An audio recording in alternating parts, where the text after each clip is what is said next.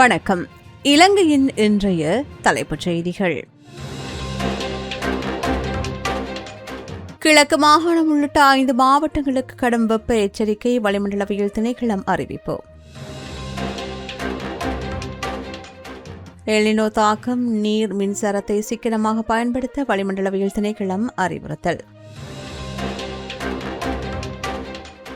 உயிர்த்த ஞாயிறு தாக்குதல், சுரேசலவின் ரிட்மனு இன்று மீண்டும் விசாரணைக்கு.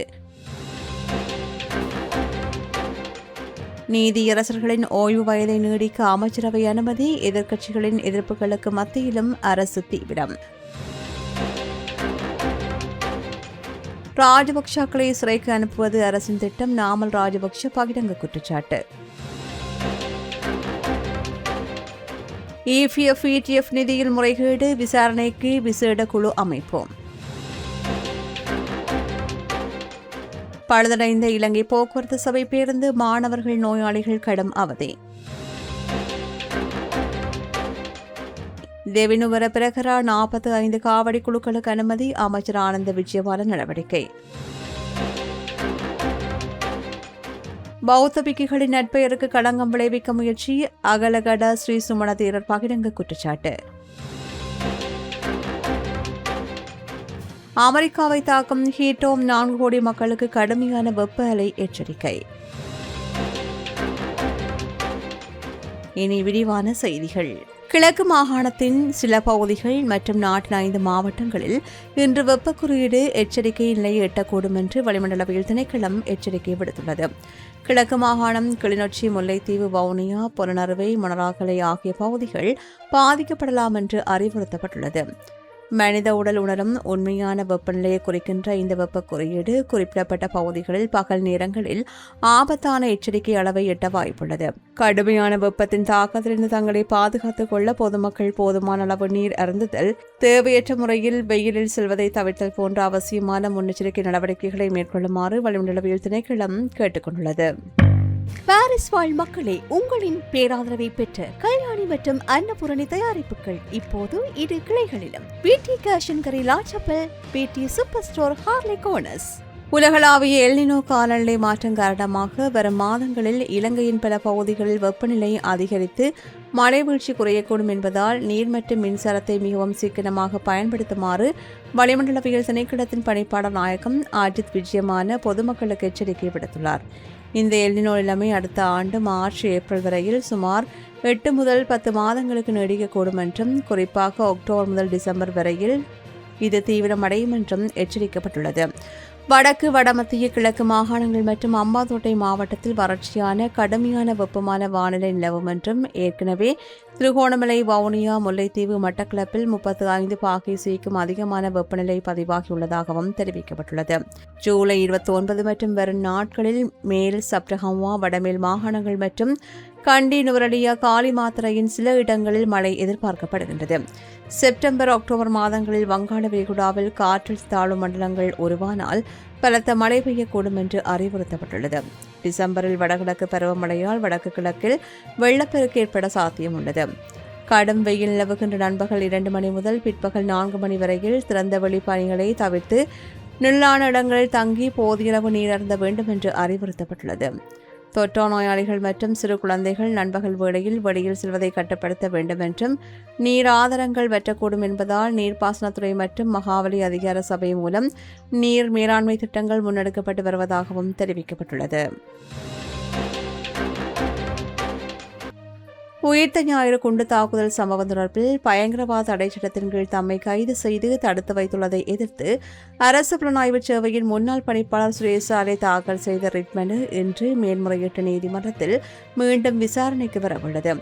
இந்த மேல்முறையீட்டு மனு நேற்று திங்கட்கிழமை பரிசீலிக்கப்பட்ட போது குற்றப்புலனாய்வு திணைக்களத்தின் பணிப்பாளர் ஷானி அபேசகர உள்ளிட்ட பிரதிவாதிகள் சார்பில் பிரதி சொலிசிட்டர் ஜெனரல் சுகர்ஷி கேரத் விரிவான வாதங்களை முன்வைத்தார். இருதரப்பு சமர்ப்பணங்களையும் பரிசீலித்த மேல்முறையீட்டு நீதிமன்றம் மனுவை இன்று மீண்டும் அழைக்குமாறு உத்தரவிட்டது. இந்த மனுவை விசாரணைக்கு எடுத்துக் கொள்வதற்கான நிலையான திகதி இன்று அறிவிக்கப்படும் என்று எதிர்பார்க்கப்படுகின்றது. உயர் நீதிமன்ற மற்றும் மேல்முறையீட்டு நீதிமன்ற நீதியரசர்களின் ஓய்வு வருகின்ற வயதை மேலும் 2 ஆண்டுகள் நீடிப்பதற்கான சட்டமூல யோசனைக்கு அமைச்சரவை அங்கீகாரம் வழங்கியுள்ளது. ஜனாதிபதி அன்றகுமார் திசாநாயக்க தலைமையில் இடம்பெற்ற தேசிய மக்கள் சக்தி அரசின் அமைச்சரவை கூட்டத்தில் இந்த தீர்மானம் எடுக்கப்பட்டுள்ளது. அரசமைப்பின் 107 5 பிரிவின் கீழ் உயர்நீதிமன்ற நீதியரசர்கள் ஓய்வு வருகின்ற வயது 65 67ஆகவும் மேல்முறையீட்டு நீதிமன்ற நீதியரசர்களின் ஓய்வு வருகின்ற வயது 63 65ஆகவும் உயர்த்தப்பட உள்ளது. எதிர்க்கட்சிகளும் சட்டத்துறை சார்ந்த பல்வேறு அமைப்புகளும் இந்த திட்டத்திற்கு கடும் எதிர்ப்பு தெரிவித்து வருகின்ற நிலையிலும் அரசு இந்த அரசமைப்பு திருத்த நடவடிக்கையில் தீவிரமாக ஈடுபட்டு வருகின்றமை குறிப்பிடத்தக்கது. ராஜபக்சக்களுக்கு எதிரான வழக்குகளை விரைவுபடுத்தி அவர்களை சிறைக்கு அனுப்புவதற்கு அரசு முயற்சிப்பதாகவும் அரசமைப்பு திருத்தம் மூலம் நீதியரசர்களின் பதவிக்காலத்தை நீடிக்கும் தார்மீக உரிமை அரசுக்கு கிடையாது என்றும் ஸ்ரீலங்கா பொதுஜன பிரமுனவின் தேசிய அமைப்பாளரும் நாடாளுமன்ற உறுப்பினருமான நாமல் ராஜபக்ஷ குற்றம் சாட்டியுள்ளார். கொழும்பில் நேற்று இடம்பெற்ற மக்கள் சந்திப்புகளின் பின்னர் ஊடகங்களுக்கு கருத்து தெரிவிக்கையில் அவர் இவ்வாறு குறிப்பிட்டார். மக்கள் பொருளாதார ரீதியாக பாதிக்கப்பட்டுள்ள நிலையில் அவர்களின் வாழ்க்கை தரத்தை உயர்த்த நடவடிக்கை எடுக்காமல் அரசு அரசியல் பழிவாங்கல்களை முன்னிலைப்படுத்தி செயல்படுகின்றது. நீதித்துறையின் சுயாதீனத்தை பாதுகாப்பதாக கூறி ஆட்சிக்கு வந்த அரசு தற்போது அதில் ஆதிக்கம் செலுத்த முயல்கின்றது. ராஜபக்சாக்களை சிறைக்கு அனுப்பவே நீதியரசர்களின் பதவிக்காலம் நீடிக்கப்படுவதாக ஆளுந்தரப்பு உறுப்பினரை பகிரங்கமாக கூறியுள்ளார். அரசமைப்பு திருத்தம் மூலம் நீதியரசர்களின் பதவிக்காலத்தை அதிகரிக்க வேண்டுமாயின் அது குறித்து சர்வஜன வாக்கெடுப்பு நடத்தி மக்களை தீர்மானிக்க வேண்டும். மேலும் நாடு பொருளாதார ரீதியில் முன்னேறியுள்ளதாக ஜனாதிபதி கூறினாலும் மக்களின் வாழ்வாதாரத்திலோ அல்லது விவசாயிகளின் போராட்டங்களிலோ எந்தவொரு நியாயமான தீர்வும் கிடைக்கவில்லை என்று அவர் மேலும் சுட்டிக்காட்டினார். Blue ocean group of companies இலங்கையின் வளர்ச்சியோடு உங்கள் வாழ்க்கையையும் உயர்த்துகிறோம். கடந்த கால ஆட்சிகளில் ஊழியர் சேவலாப நிதியம் மற்றும் ஊழியர் நம்பிக்கை பொறுப்பு நிதியம் ஆகியவற்றில் சுமார் 3000 கோடி ரூபாய் அளவிற்கு பெரும் நிதி துஷ்பிரயோகம் இடம்பெற்றுள்ளதாக தொழிலாளர் பிரதி அமைச்சர் மஹிந்த ஜெயசிங்க தெரிவித்துள்ளார். கட்டுநாயக்காவில் உள்ள முதலீட்டு சபை கேட்போர் கூட்டத்தில் இடம்பெற்ற நிகழ்வு ஒன்றில் உரையாற்றிய அவர் இந்த தகவலை வெளியிட்டார். மத்திய வங்கியின் பிணைமுறை கொடுக்கல் வாங்கல்கள், பங்குச்சந்தையில் திட்டமிடப்படாத முதலீடுகள் மற்றும் பட்டியலிடப்படாத தனியார் நிறுவனங்களில் செய்யப்பட்ட முறையற்ற முதலீடுகள் மூலம் உழைக்கும் மக்களின் பணம் தவறாக பயன்படுத்தப்பட்டுள்ளது. எதிர்காலத்தில் இத்தகைய நிதி விடயங்களை தடுக்கும் வகையில் EPF மற்றும் ETF ஆகிய இரண்டையும் ஒரே ஒருங்கிணைந்த நிர்வாக கட்டமைப்பின் கீழ் கொண்டு வருவது குறித்து ஆராய விசேட குழு ஒன்று நியமிக்கப்பட்டுள்ளது. இந்த குழு சமர்ப்பிக்கின்ற அறிக்கையின் அடிப்படையில் தொழிலாளர்களின் நிதியை பாதுகாப்பதற்கான சட்டப்பூர்வ சீர்திருத்தங்கள் உடனடியாக மேற்கொள்ளப்படும் என்று பிரதியமைச்சர் உறுதிபட தெரிவித்தார். பருத்தித்துறையிலிருந்து வடமராட்சி கிழக்கு கேபிள் சேவையில் ஈடுபடுகின்ற இலங்கை போக்குவரத்து சபைக்கு சொந்தமான இடவு தங்கள் பேருந்து நேற்று நாகர்கோவில் பகுதியில் பழுதடைந்ததால் மாணவர்கள், நோயாளிகள் மற்றும் அரசு உத்தியோகத்தர்கள் கடும் அசௌகரியத்திற்கு உள்ளாகினர். மாலை பருத்தித்துறையிலிருந்து புறப்பட்டு கட்டைக்காட்டில் இரவு தரிக்கின்ற இந்த பேருந்து காலையில் மீண்டும் பருத்தித்துறை நோக்கி முதல் சேவையை மேற்கொள்வது வழக்கம். நேற்று கட்டைக்காட்டிலிருந்து புறப்பட்ட பேருந்து நாகர்கோவில் குடியிருப்பு பகுதியில் திடீரென பழுதடைந்தது. பேருந்து பழுதடைந்ததால் பயணிகள் 45 நிமிடங்கள் காத்திருக்க வேண்டிய நிலை ஏற்பட்டது. இதனால் பருத்தித்துறை உயர்தர பாடசாலை மாணவர்கள், மந்திகை ஆதரவு வைத்தியசாலை சிகிச்சைக்காக சென்ற நோயாளிகள் மற்றும் அரசு உத்தியோகத்தர்கள் பெரும் பாதிப்புக்கு உள்ளாகினர். கேவிலிருந்து வருகின்ற பேருந்து தாமதமாவதால் பருத்தித்துறையிலிருந்து பல்கலைக்கழகம் செல்கின்ற பேருந்தை மாணவர்கள் தினமும் தவறவிடும் நிலை தொடர்கின்றது. இந்த பகுதி மக்களுக்கு பயனுள்ள சேவையை இந்த பேருந்து வழங்கி வந்தாலும் இரவு தங்கள் சேவைக்கு மிகவும் பழைய பேருந்து பயன்படுத்தப்படுவதால் அடிக்கடி காலையில் பழுதடைகின்றது.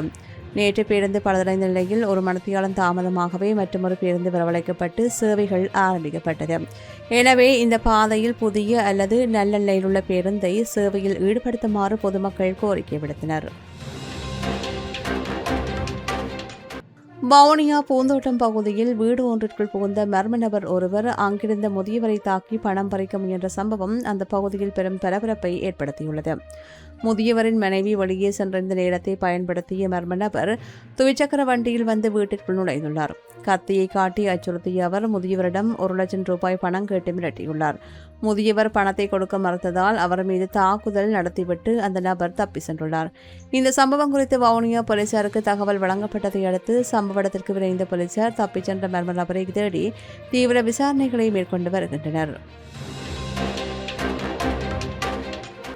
வரலாற்று சிறப்புமிக்க தேவினுவர உத்பலவண்ண ஸ்ரீ விஷ்ணு மகா தேவாலயத்தின் வருடாந்த இசல பிரகராவில் கடந்த ஆண்டை போலவே இந்த ஆண்டு 45 காவடி நடனக் குழுக்களும் பங்கேற்க பொது பாதுகாப்பு அமைச்சர் ஆனந்த விஜயபால அனுமதி அளித்துள்ளார்.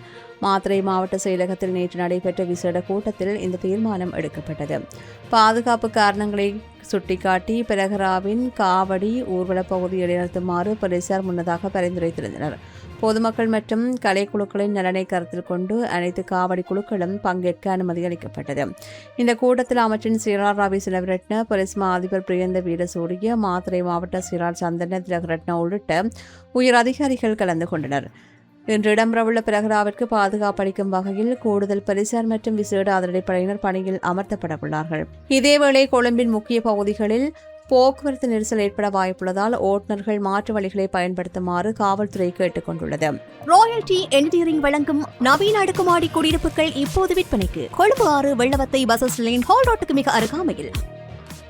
பௌத்த பிக்குகளின் நட்பெயருக்கு களங்கம் விளைவிக்கவும் அவர்கள் சமூகத்தில் தீவிர பங்கு வகிப்பதை தடுக்கவும் திட்டமிட்ட முயற்சிகள் மேற்கொள்ளப்பட்டு வருவதாக சனரசக சங்க சபையின் நிர்வாக குழு உறுப்பினரான அகலகட ஸ்ரீ சுமண தேரர் குற்றம் சாட்டியுள்ளார். கொழும்பில் இடம்பெற்ற மாநாடு ஒன்றில் உரையாற்றிய அவர், புத்த சாசனத்தை பாதுகாத்து வளர்ப்பதற்கான அரசியலமைப்பு பொறுப்பை அதிகாரிகள் நிலைநிறுத்த வலியுறுத்துவது உள்ளிட்ட முக்கியமான நோக்கங்களுக்காக இந்த மாநாடு கூட்டப்பட்டதாக தெரிவித்தார். மகா சங்கத்தினர் ஒன்றுபடுகின்ற போதெல்லாம் அவர்களின் நட்பெயருக்கு களங்கம் விளைவிக்கின்ற பிரச்சாரங்கள் தொடங்கப்படுவதாக சுட்டிக்காட்டிய அவர், வெளிநாடுகளிலிருந்து செயல்படுகின்ற சக்திகளும் அவர்களின் நிதியை நம்பியிருக்கின்றவர்களும் அதிகாரத்தில் இருக்கின்றவர்களும் செல்வாக்கு செலுத்துவதாக குற்றம் சாட்டினார்.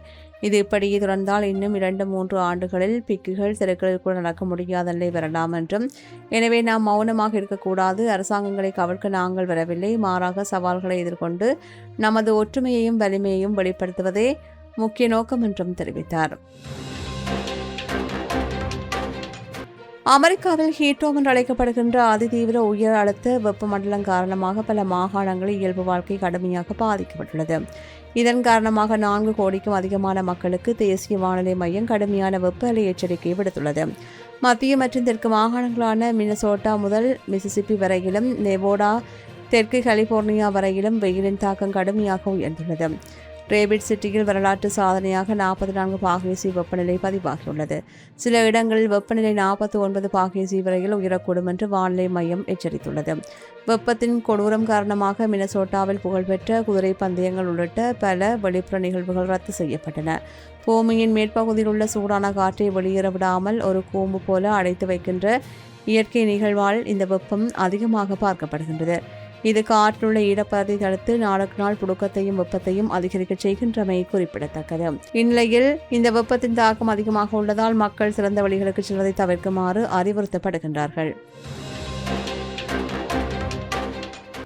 இத்துடன் இலங்கையின் இன்றைய தலைப்புச் செய்திகள் நிறைவு பெறுகின்றன. தொடர்ந்தும் செய்திகளை உடனுக்குடன் அறிந்து கொள்ள சமூகமீடியா.com எனும் எமது இணையதளத்துடன் இணைந்திருங்கள்.